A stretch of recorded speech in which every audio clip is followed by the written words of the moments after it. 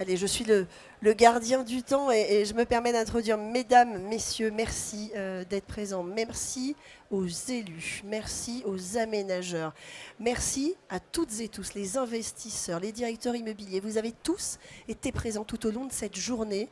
Et pour cette seconde séquence de notre thématique, les sommets des territoires, un honneur particulier d'avoir un regard croisé de 3 établissements publics d'aménagement, de 3 EPA, voilà, qu'on a vraiment souhaité accueillir au sein de ce sommet des territoires.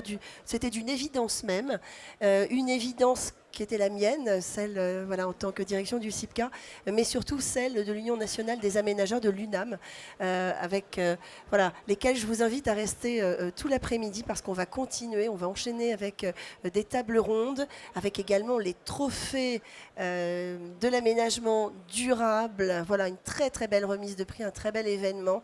Mais je cède tout de suite la parole à Newstank Cities, notre partenaire média, qui est en charge d'animer ce regard croisé. Merci à vous trois d'être à nos côtés et bonne table ronde. Merci beaucoup. Bonjour à toutes et à tous, je suis ravie de vous accueillir. Je m'appelle Cassandre Tarvik, je suis journaliste et rédactrice en chef adjointe de Newstank Cities, effectivement. Et on va faire une petite table ronde intitulée Regard croisé des territoires, aux côtés de Aurélie Couzy, vous êtes directrice générale d'Euroméditerranée, Stéphane Defaille, directeur général de Grand Paris Aménagement, et Valérie Lassec, directrice générale de Bordeaux Euratlantique. On peut peut-être les applaudir. Nous sommes donc réunis pour un peu moins d'une heure afin de discuter ensemble des opérations d'aménagement que vous menez sur les 3 grands territoires de Marseille, Paris et Bordeaux. Ces opérations déclarées d'intérêt national visent la production de logements, l'accueil d'activités économiques, mais pas que, on va en parler. Ce sont 3 territoires très différents, soumis à des contraintes démographiques et climatiques qui leur sont propres et qui nécessitent donc un projet stratégique adapté. Ces opérations prennent place dans un contexte compliqué, celui d'un côté de la crise du secteur avec une hausse des coûts de construction et du foncier, rendant complexe l'équilibre des opérations, et de l'autre, un impératif de faire mieux en termes d'impact écologique des projets, réduire les consommations d'énergie des bâtiments, favoriser la réhabilitation, réduire l'étalement urbain, favoriser les mobilités décarbonées. En fait, il y a beaucoup d'enjeux qui se croisent aujourd'hui pour les aménageurs, en n'oubliant jamais l'importance de la qualité de vie, de l'accessibilité des produits, enfin, du logement que vous produisez, et de l'acceptabilité des projets pour les riverains. Alors, quels outils, quelles méthodes permettent de répondre à ces enjeux en tant qu'aménageur ? Quelles sont les avancées possibles avec la force de frappe des EPA ? Quelles sont les problématiques rencontrées, notamment dans ce contexte de crise ? Mais aussi comment on peut s'inspirer de ces grandes opérations pour aménager le reste du territoire. Je vais m'adresser d'abord à vous, Madame Couzy. Vous dirigez donc l'EPA Euroméditerranée. Qu'avez-vous mis en place pour garantir la qualité des opérations en termes de cadre de vie et d'usage, d'exigences environnementales et de performance énergétique ? Merci. Alors déjà, Euroméditerranée, c'est une opération d'aménagement qui est née en 1995, il y a bientôt 30 ans, dans ce secteur arrière portuaire marseillais, à un moment de crise économique majeure qui rendait la ville peu attractive en termes à la fois économiques mais aussi démographiques. Et ce grand projet d'aménagement, depuis le début, il porte des fondements forts d'impact sur la ville, sur lequel on pourra revenir prochainement. En termes de cadre, nous, on porte l'idée d'une ville méditerranéenne durable. Ça veut dire qu'on est à Marseille, on n'est pas ailleurs, et donc on tient compte des critères climatiques, géographiques, culturels de ce secteur, de ce lieu, pour penser ce que peut être la ville à Marseille et comment elle peut être ancrée dans une vision écologique. Ça veut dire travailler à la fois sur les usages, le bien-être des habitants, le confort. Ça veut dire travailler aussi sur tous ces enjeux environnementaux et évidemment le lien avec le changement climatique, le confort d'été, les canicules qui sont sur Marseille certainement en avance de phase de ce qu'on va connaître dans le reste de la métropole française, en Europe, et qui peut s'inspirer de ce qui se passe dans le bassin méditerranéen. Donc nous, on a souhaité créer un cadre qui est plutôt un cadre d'ambition partagée, partant du fondement que de toute façon, il est essentiel, nécessaire d'apporter cette qualité d'usage et environnementale au bâtiment, parce que c'est comme ça qu'on créera la durabilité et l'accessibilité sociale de la fabrique de la ville. Et ce cadre, c'est un cadre qui permet d'avoir ces enjeux d'usage, de rapport urbain, de rapport architectural, de travail sur aussi des enjeux écologiques et de fabrique du bâti, qui est un cadre de dialogue avec les opérateurs. Alors je fais attention parce qu'il y en a dans la salle. C'est évidemment un dialogue bienveillant mais exigeant pour faire en sorte qu'un certain nombre d'indicateurs qu'on met en place dans des référentiels, donc on a un référentiel logement, un référentiel développement économique, un référentiel générique, on puisse objectiver comment est-ce qu'on traduit ces grands principes, ces grandes valeurs dans quelques indicateurs. Alors la hauteur sous plafond, le nombre de toitures accessibles, le pourcentage d'énergie renouvelable et d'autres, avec des valeurs de base et des valeurs qu'on va discuter projet par projet selon le contexte aussi spécifique à chaque lot bâti. Et c'est comme ça qu'on arrive à approcher, y compris dans une période de crise où on sait que les enjeux de conjuguer cette qualité environnementale nécessaire avec l'acceptabilité sociale, avec l'abordabilité des logements, puisqu'on a aussi des habitants qui ont perdu en pouvoir d'achat et qui ont des taux qui ont augmenté, donc qui ont perdu en solvabilité. C'est évidemment des enjeux de travail quotidien assez fins, selon les périodes dans lesquelles on se trouve, pour réussir à tenir les deux bouts de la chaîne de la qualité environnementale et de l'acceptabilité économique du produit qu'on livre. À Bordeaux aussi, il a été mis en place un socle d'engagement cette fois. Est-ce que vous pouvez nous expliquer ? Bonjour à toutes et à tous. Alors du coup, dans la salle, vous allez mesurer quelle chance vous avez de bosser avec Euromed, puisque à Bordeaux, c'est des engagements contractuels obligatoires. Et donc effectivement, on a un socle, effectivement assez contraignant, avec une dizaine d'items obligatoires, dont le règlement de chantier à faible nuisance pour éviter d'embêter les riverains. On a assorti de pénalités d'ailleurs, voilà, sait-on jamais. Et on a aussi effectivement des objectifs d'ambition de qualité du logement avec une certification obligatoire qui va chercher les meilleurs standards de qualité du logement, NFHQ 9 étoiles par exemple, mais il y a d'autres certifications possibles. On a évidemment aussi une stratégie dans les modes constructifs avec une volonté d'orienter la construction vers le bois et les matériaux biosourcés ou géosourcés. Et donc on a effectivement des engagements qui sont demandés sur un niveau minimum de bâtiments d'ossature bois dans les bâtiments qui sont produits. Il y en a d'autres, effectivement, mais ces engagements-là, ils se conjuguent effectivement aussi avec la nécessité de caper les prix pour avoir toujours du logement abordable, même dans le libre. Et donc on essaye de faire de la péréquation entre le social, l'abordable et le libre pour avoir des prix moyens qui restent en deçà de la moyenne bordelaise intra-rocade. Donc tout ça conjugué fait un système de contraintes assez fort qui est accompagné par le PA en termes de niveau de charge foncière fixe. Quand on va chercher quelqu'un en consultation, c'est effectivement en toute connaissance de cause et c'est des engagements qui sont stables et pérennes. Ça veut dire que quand vous venez travailler à Euratlantique, vous savez effectivement que vous allez prendre cher. Mais vous savez qu'on vous emmènera au bout et c'est aussi la contrepartie dans les engagements qu'on vous demande, c'est de nous engager à vos côtés pour que les projets sortent et l'obligation qu'on se donne, c'est une obligation de résultat ensemble. Donc ça veut dire que dans une période de crise, évidemment, c'est beaucoup plus compliqué de faire ce que je viens d'indiquer, toutes choses égales par ailleurs. Et donc on va accompagner les projets en mettant de la souplesse et de l'intelligence, projet par projet, là où effectivement les engagements qu'on vous demande, ils sont univoques en fait, et homogènes pour tout le monde. Et donc on va regarder ensuite finement le bilan, l'aider à ce que ça sorte dans de bonnes conditions, sans dégrader la qualité et les engagements performantiels qu'on vous a demandés. Et on fait ces compromis, cette souplesse au cas par cas. Le but, encore une fois, c'est que les projets aillent au bout. Et c'est effectivement une énergie qu'on met à côté de la vôtre pour que ce soit aussi efficace. Merci. Alors côté GPA également, il a été défini un socle d'exigences, mais en préparant cette discussion, vous me disiez aussi que l'objectif c'est d'embarquer tout le monde, de ne pas brusquer les opérateurs. Est-ce que vous pouvez nous parler de cette démarche qui a été lancée et de comment vous avez pu peut-être revoir vos exigences ? Alors c'est vrai que par rapport à Euroméditerranée ou Euratlantique, une des différences de Grand Paris Aménagement, c'est que nous intervenons sur une grande diversité de typologies de territoires. Nous avons aujourd'hui une centaine d'opérations d'aménagement actives, 80 communes sur lesquelles nous intervenons. Et très concrètement, quand on intervient en première couronne, à Charenton-le-Pont, à Montrouge ou à Aubervilliers, ce n'est pas tout à fait les mêmes contraintes, les mêmes marchés, les mêmes besoins que lorsqu'on est à Triport, à Moret-sur-Loing-Orvanne, par exemple, ou encore à Rubel, dont on parlera un tout petit peu plus tard dans la journée ici même. Donc notre préoccupation a été de nous dire d'abord, donnons de la lisibilité aux opérateurs. Il n'y a pas si longtemps que ça, et c'est encore le cas dans certains territoires en Ile-de-France et pas que, on a vu fleurir beaucoup de chartes promoteurs pour encadrer en fait tout simplement l'acceptabilité par le corps social des projets qui étaient réalisés dans le diffus ou en secteur aménagé.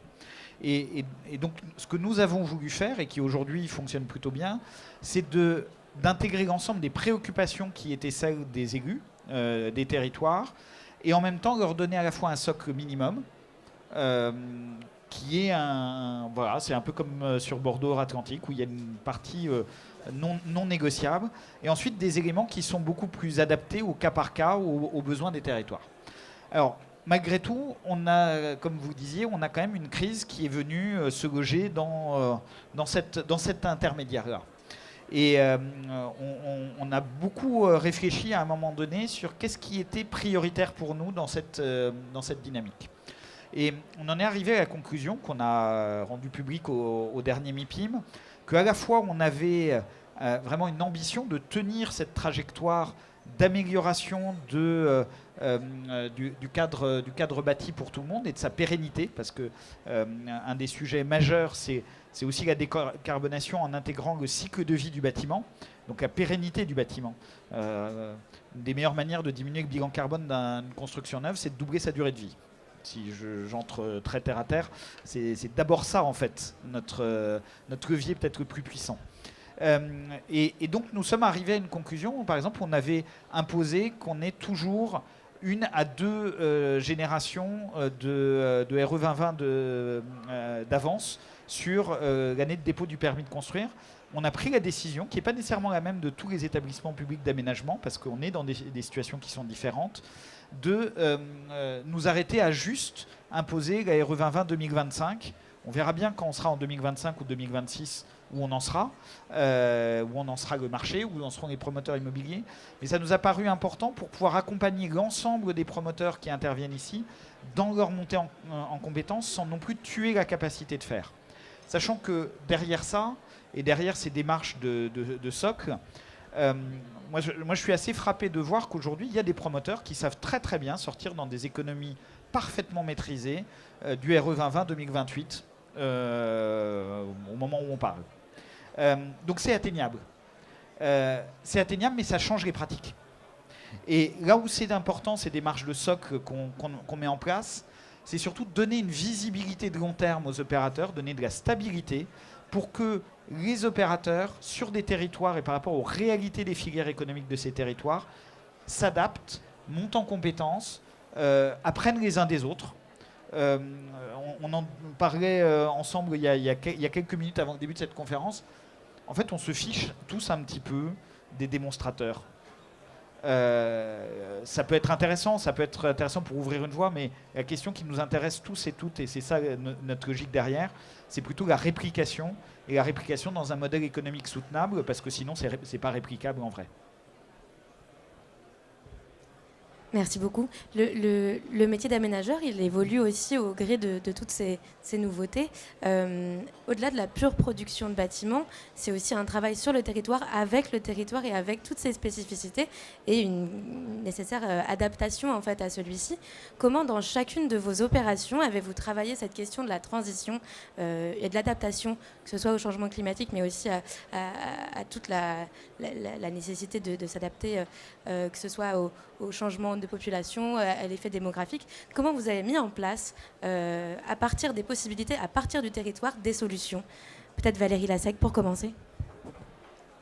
Alors, les spécificités d'Euratlantique, effectivement, c'est la Garonne, quand même. et effectivement un territoire de friche industrielle et ferroviaire qui était l'héritage. Et donc on a cette mémoire du lieu et effectivement les spécificités d'un travail sur un foncier plutôt très très bien positionné, très bien placé, une localisation hyper stratégique, mais aussi des pollutions avérées, lourdes, et une reconquête presque d'image à opérer. Cette Garonne, on a besoin de travailler avec elle et avec le risque inondation, pour être très clair, mais aussi on a besoin de l'effacer pour que les Bordelais reconnaissent Bordeaux de l'autre côté, côté rive droite, ce qui n'est pas encore complètement évident pour eux. Mais il y a besoin effectivement d'unifier ce territoire comme étant l'hypercentre métropolitain, avec une qualité de desserte qui permet effectivement de tout faire de manière décarbonée. Parce que les sujets de mobilité emportent tout quand on travaille sur les déplacements domicile-travail.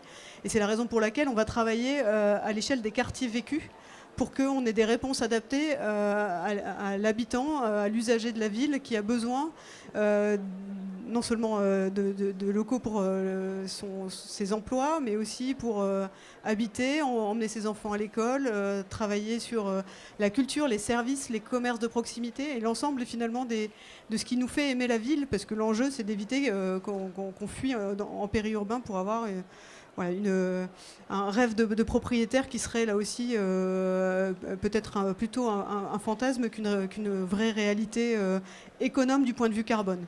Et donc avec un angle carbone, on regarde tous les bénéfices qu'on attend des aménagements qu'on fait en direct, donc les espaces publics qu'on crée et qu'on va consacrer à la désimperméabilisation, à la désartificialisation.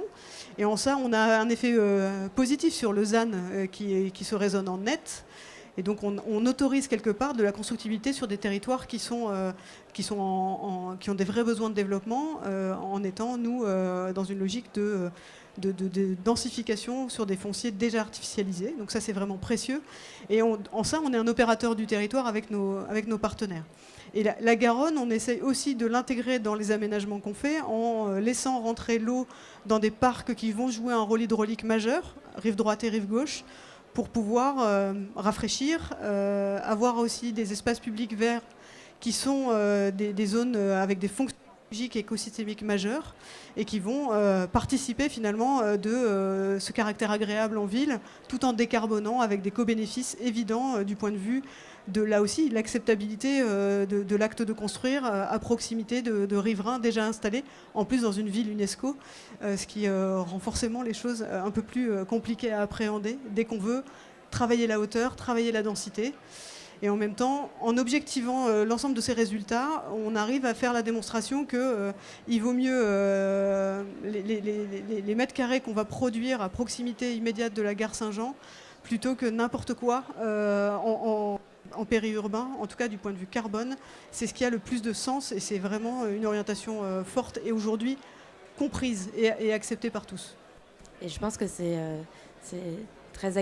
très bien accueilli par le territoire d'avoir cette possibilité de redonner des droits à construire ailleurs en désartificialisant tout en permettant cette densification autour des pôles gares. Monsieur Defaille, vous aussi vous avez intégré le ZAN dans vos opérations. Est-ce que vous pouvez nous expliquer un peu comment et puis comment justement on fait une place de maître à toute cette transition écologique ?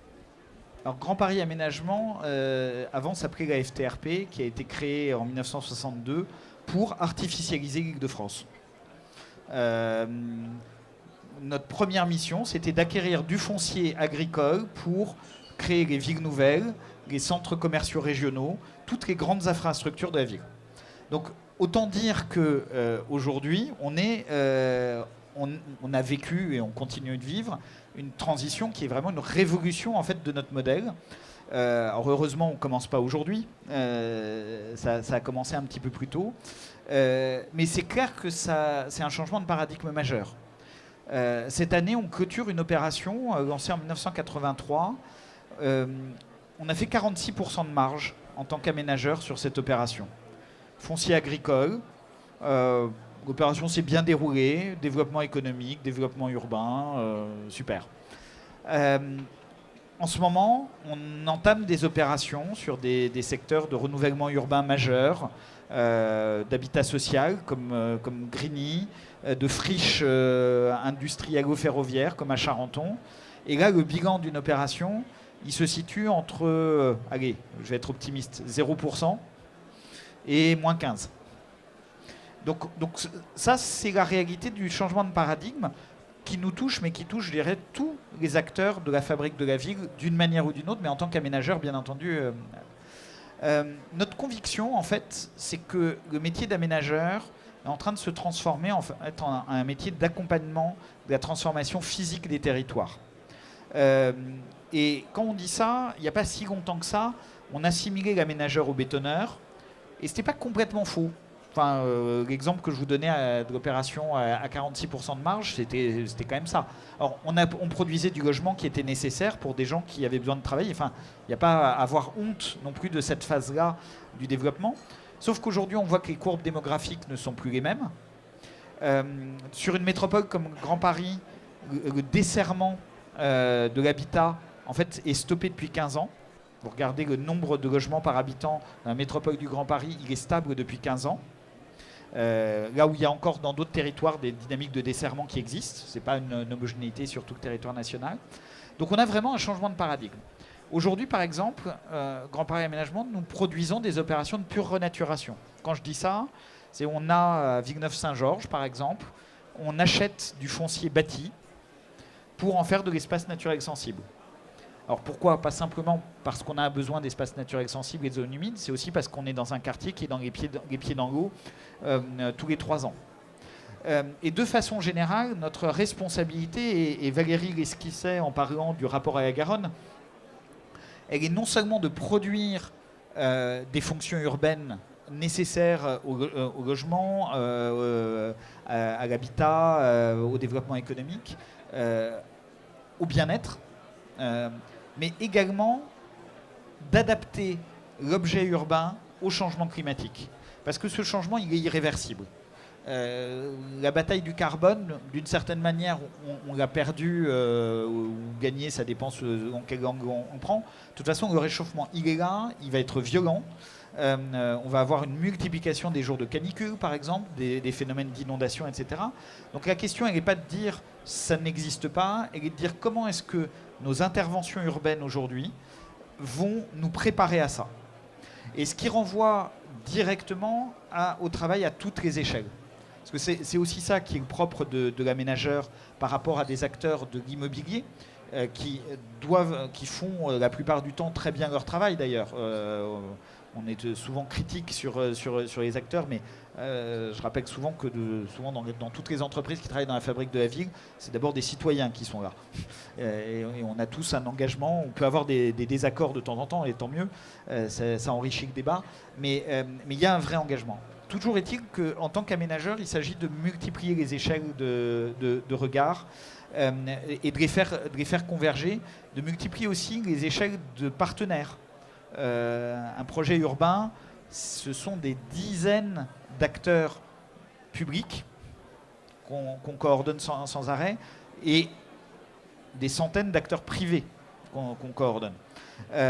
Donc il s'agit de faire travailler toutes ces personnes dans le même sens, parce que ce n'est pas notre action, je dirais, à nous en tant que maître d'ouvrage qui est le levier le plus fort, c'est bien l'action de chacun dans son domaine, d'où les logiques de prescription qui étaient évoquées précédemment sur les questions de socle, d'où aussi nos propres engagements. Et ça nécessite aujourd'hui de repenser totalement les modèles économiques. Je suis assez optimiste, je le dis tout de suite. On pourra éventuellement l'illustrer ensuite. Mais aujourd'hui, on a des moyens de refaire apparaître des modèles économiques. Alors, on ne gagnera jamais d'argent, et puis ce n'est pas notre vocation de gagner de l'argent dans notre métier, c'est juste de ne pas en perdre.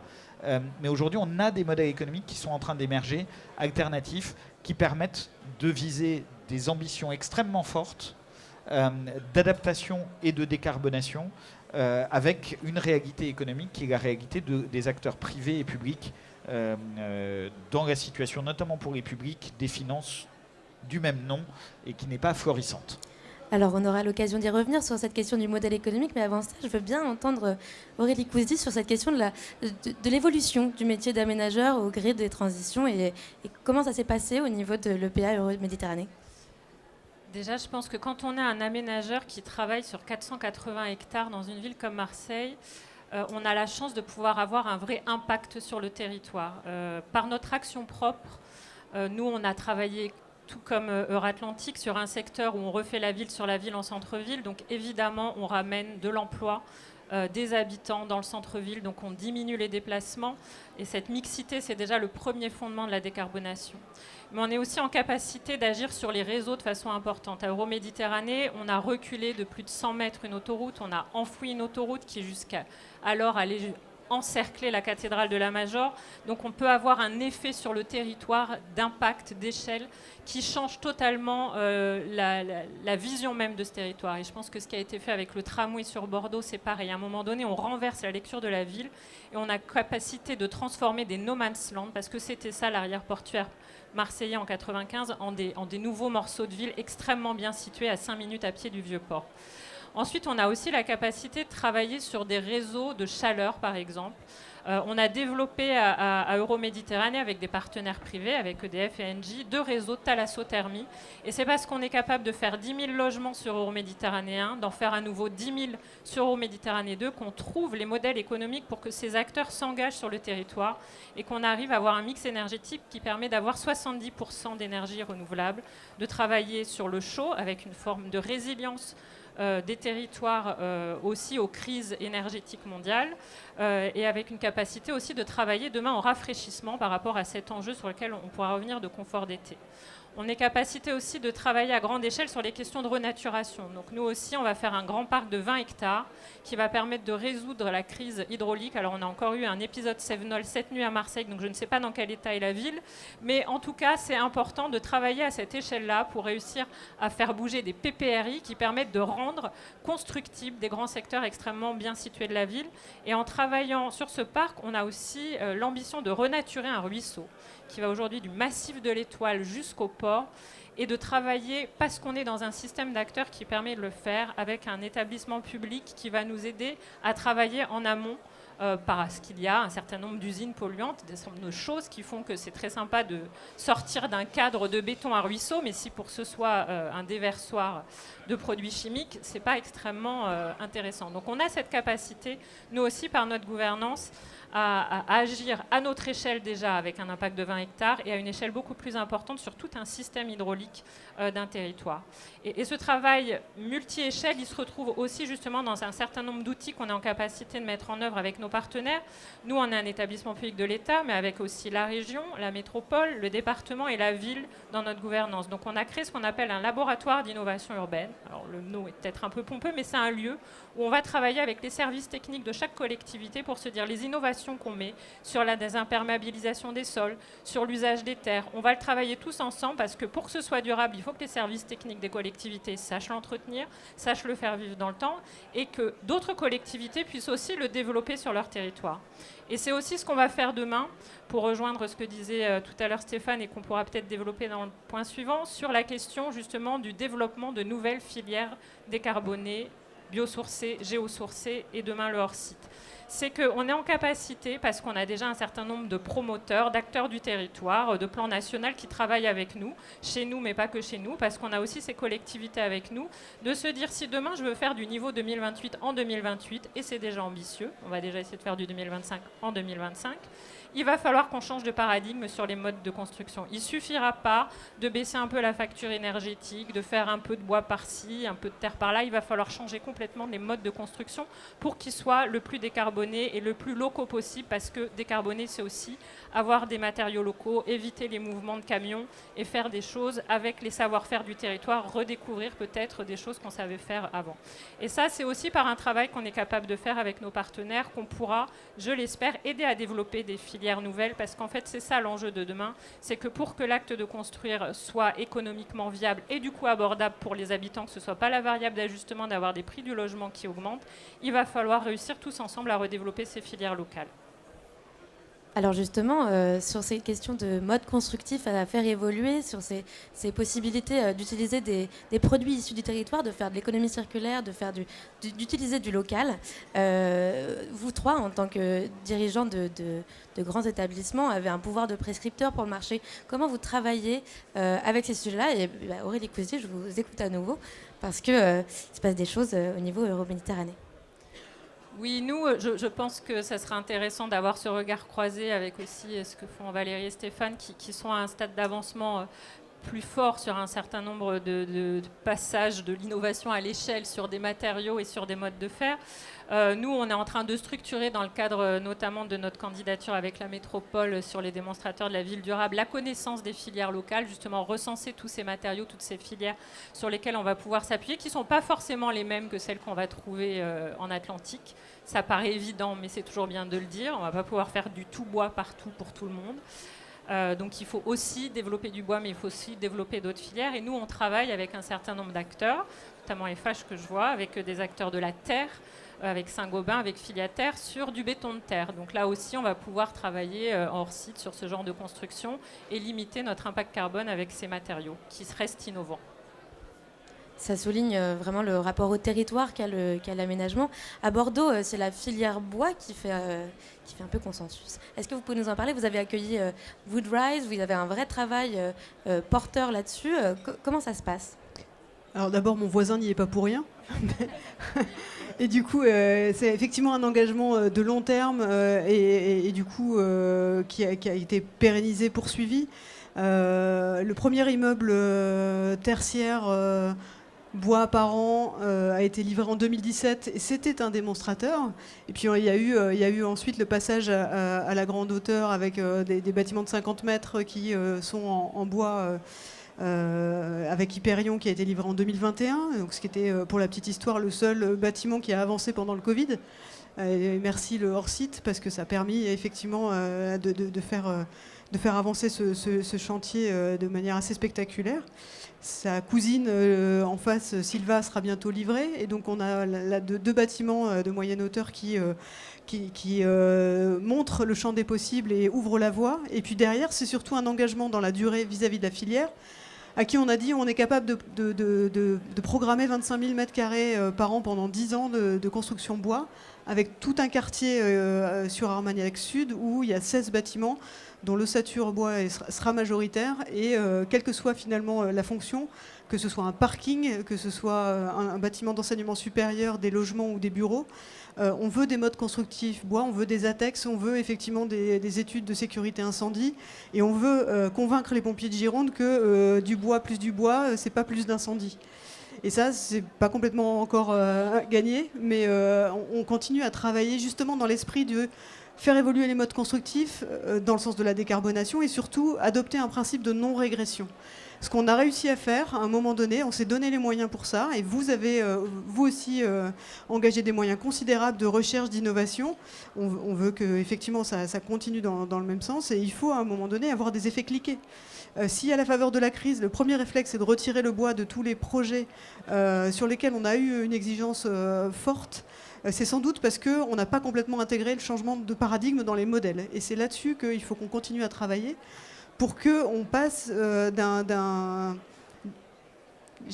mode constructif culturellement bien ancré, qui est le béton, sur une palette des possibles qui devra effectivement s'adapter au contexte du territoire. Il se trouve qu'il y a beaucoup de bois en Nouvelle-Aquitaine et que c'est du bois de Corrèze qu'on fait venir sur nos chantiers parce qu'il est pertinent et adapté à la situation.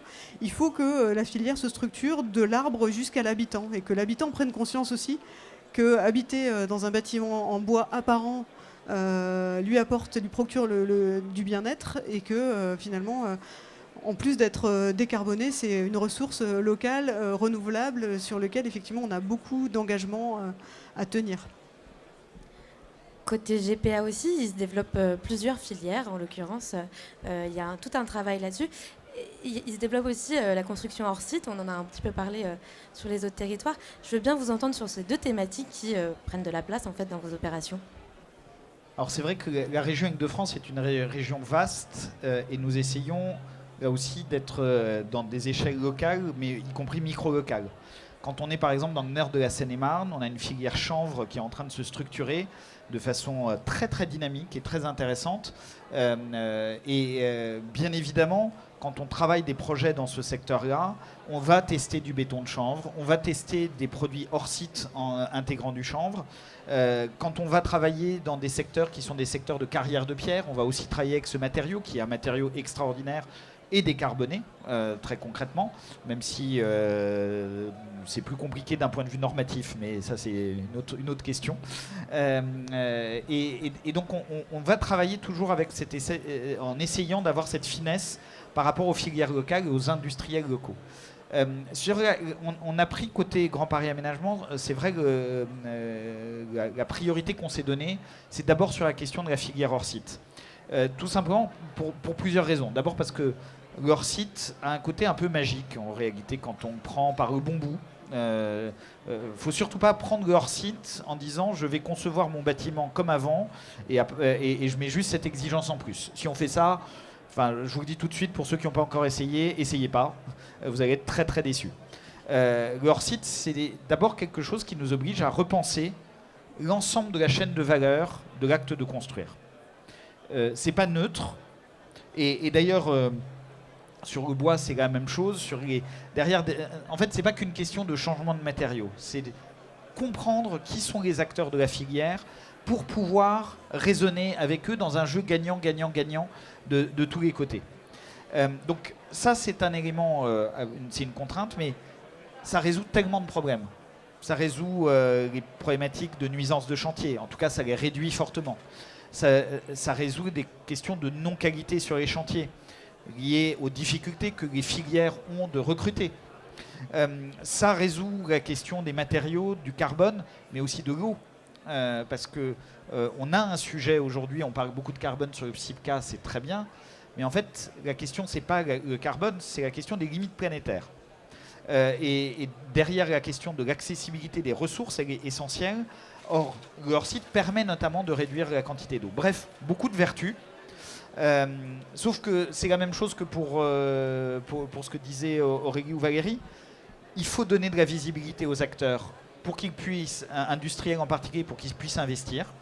Investir dans une usine, c'est pas la même chose que de pouvoir s'adresser à 25, 30, 40 entreprises qui savent couler du béton en place. Parce qu'il y a une universalité du savoir-faire quelque part. Et donc l'engagement que nous avons pris, c'est que dès 2031, 80% des projets immobiliers construits sur Grand Paris Aménagement soient en construction hors site. Pour vous donner un ordre d'idée, la moyenne de production immobilière de Grand Paris Aménagement, on prescrit de l'ordre de 250 000 m² par an. Donc c'est déjà important, mais surtout on n'a pas voulu le faire seul. En fait, on a rarement raison seul. Et donc on a voulu le faire avec d'autres acteurs. Nous avons pris, c'était le 17 novembre dernier, un engagement à 9 grands maîtres d'ouvrage publics, d'abord franciliens, qui représentent en tout et pour tout de l'ordre d'1 million de mètres carrés par an à horizon 2031 de construction hors site. Et aujourd'hui, nous travaillons avec d'autres territoires pour que ces mêmes dynamiques, elles se créent là-bas. Nous avons créé une association, Filière Hors Site France, qui crée aussi cette culture commune entre tous les acteurs de la chaîne de valeur. C'est rare dans l'immobilier qu'un architecte rencontre un industriel. Or, on ne sait pas concevoir en hors-site si l'industriel n'est pas là. Et le promoteur doit avoir un rôle qui est très différent de ce qu'il a d'habitude, où souvent il y a un silotage entre les différentes missions des uns et des autres. Il doit avoir un rôle d'ensemblier. C'est tout ça qu'on doit essayer de mettre en place et on doit réapprendre collectivement à changer nos paradigmes. Et c'est aussi une réponse à la crise, parce que derrière ça, l'enjeu, ce sont des diminutions de coûts. Je vais juste finir sur cette question du hors-site avec une référence. On est en train de mener en copromotion immobilière, c'est-à-dire qu'on partage le risque avec le promoteur, un projet en construction hors site dans la perspective du château de Versailles à Saint-Cyr-l'École.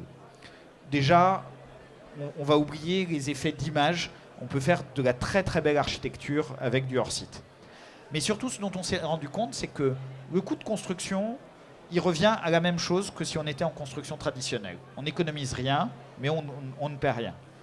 Par contre, les 8 mois de gain sur le chantier, en termes de frais financiers pour le promoteur, mais aussi en termes de frais intercalaires pour les acquéreurs, qui en VFA vont avoir plus vite accès à leur logement, ça c'est une économie majeure. Et ça, ce sont des économies qui se chiffrent en centaines d'euros.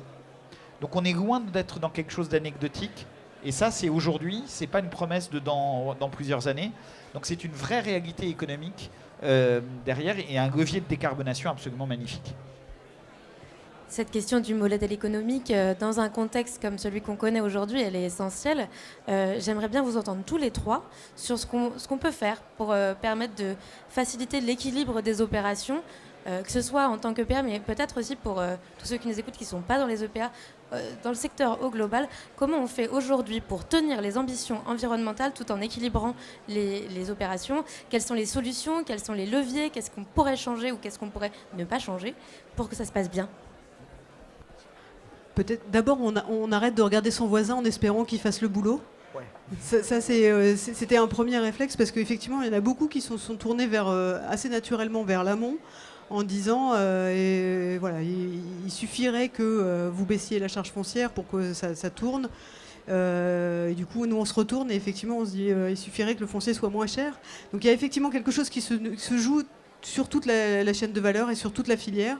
Et effectivement, la capacité de travailler ce sujet ensemble, c'est vraiment précieux pour que chacun fasse un pas, en fait. Et que ces évolutions, elles soient consenties dans les limites du raisonnable par tous les acteurs. Et donc, du coup, là, je prêche pour ma paroisse. Malgré les super pouvoirs d'un aménageur, il y a un moment donné, effectivement, la nécessité de vendre le foncier pour pouvoir continuer à dépenser les travaux d'acquisition, enfin l'acquisition foncière et les travaux de viabilisation des lots immobiliers, faire des parcs généreux décarbonés, effectivement, ça fait partie des dépenses incontournables qui attendent en retour des recettes pour équilibrer le modèle.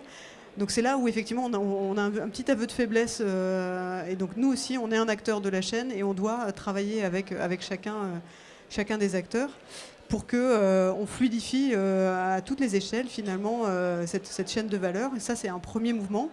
Et puis après, il y a des optimisations qu'on peut imaginer en travaillant l'architecture du bâtiment, en travaillant les mètres carrés constructibles. Voilà. Donc toutes ces optimisations ne font pas, encore une fois, une économie globale de projet tout seul, mais ça y contribue. Et puis, sur les projets futurs, et justement pour ne pas être en deçà des ambitions attendues sur les projets d'avenir, l'idée, c'est effectivement sans doute d'attendre et de garder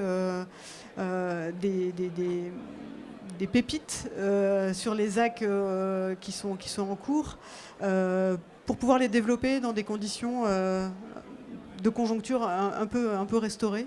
Et ça permettra effectivement de financer les déficits qu'on aura assumés sur des projets qui sont difficiles à sortir et qu'on ne veut pas perdre pour tout un tas de raisons. D'abord de phasage d'opération. C'est important que le déroulement opérationnel de nos opérations il soit cohérent avec l'arrivée des habitants qui attendent l'école de leurs enfants et les aménagements des circulations qui vont aller avec.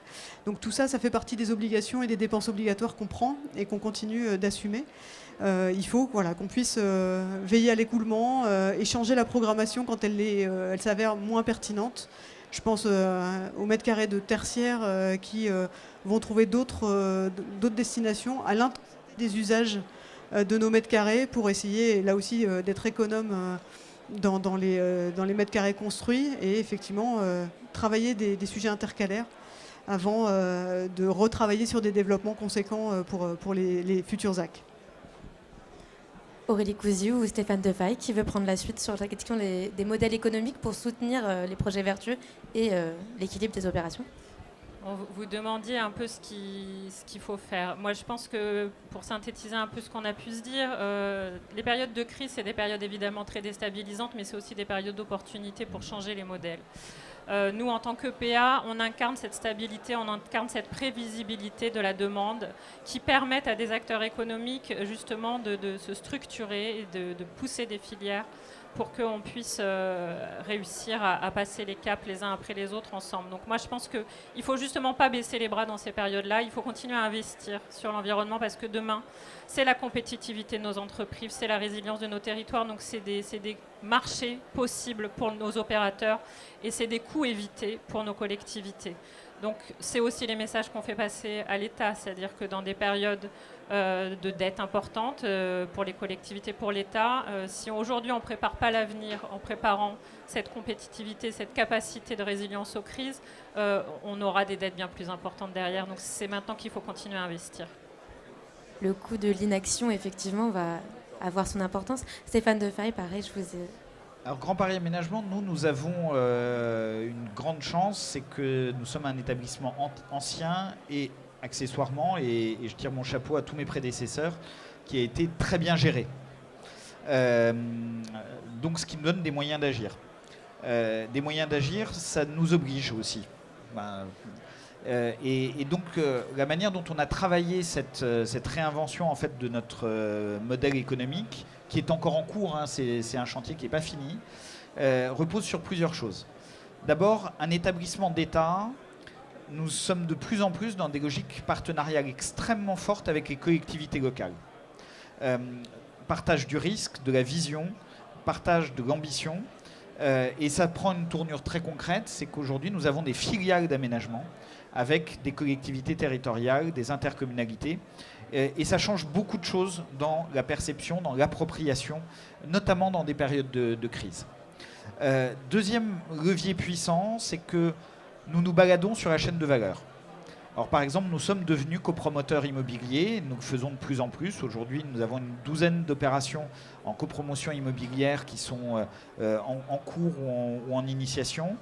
Alors, concrètement, au tout début, la question, c'était comment est-ce que on participe à la création de valeur dans ces opérations, comment on en capte aussi une partie.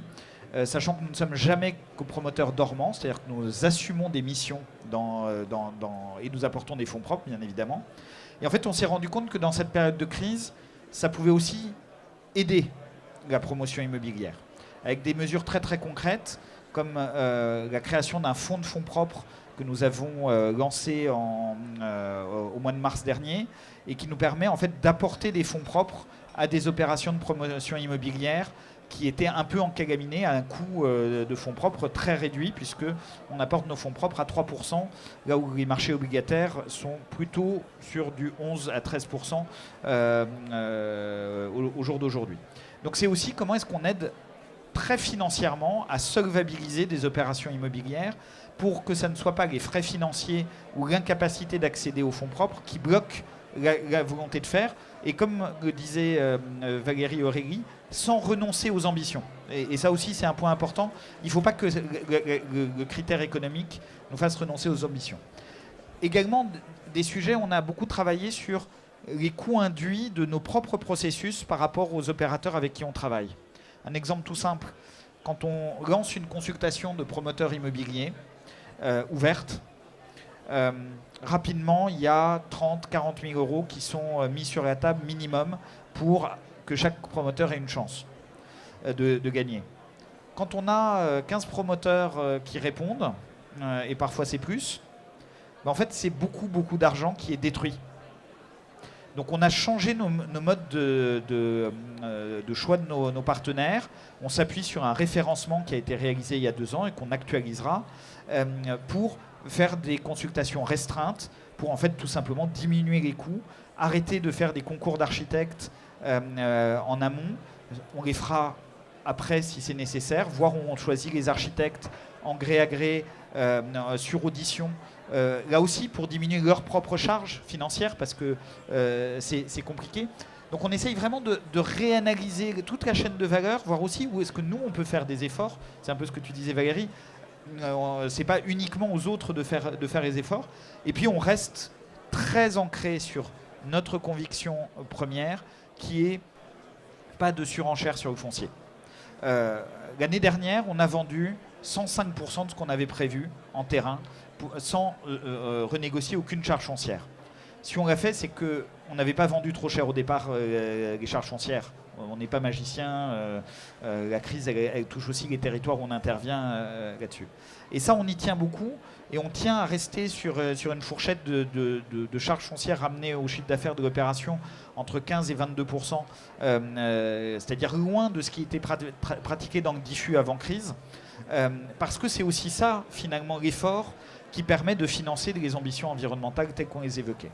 Et dernière chose, Grand Paris Aménagement n'est pas qu'un établissement public d'aménagement, c'est aussi un établissement public foncier, même si on intervient de façon très différente de l'établissement public foncier d'Île-de-France. Et ça nous amène aussi à découvrir de nouveaux métiers.